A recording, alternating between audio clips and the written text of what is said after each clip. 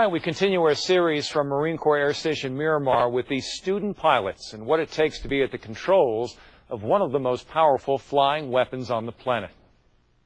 Actually hear the engine turn on, you smell the exhaust.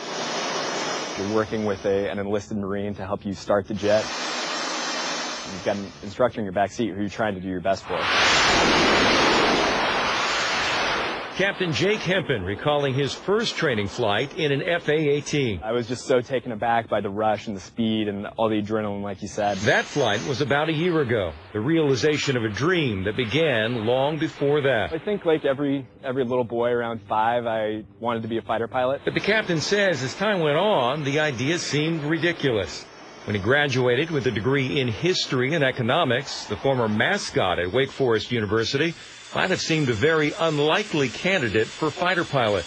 But then, who is? You definitely don't want somebody who's going to be a complete lunatic in the aircraft, obviously.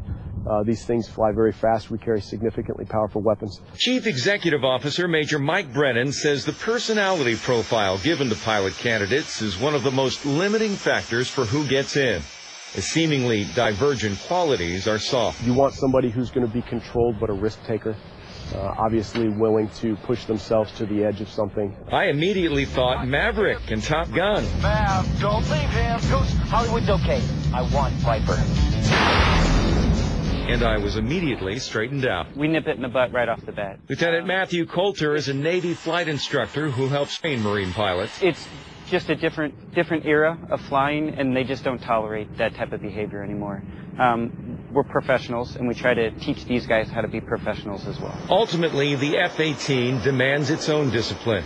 Capable of nearly twice the speed of sound, it's rated for 7.5 G. You put the stick in your lap as you dogfight, and it's going to be 7 of your bodies piled onto your body. So very exhausting.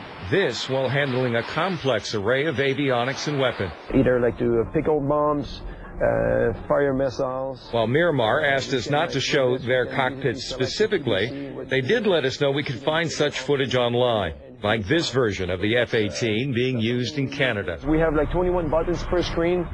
We can display pretty much whatever we want. Bottom line, this is an aircraft that requires a pilot to be in top mental and physical shape.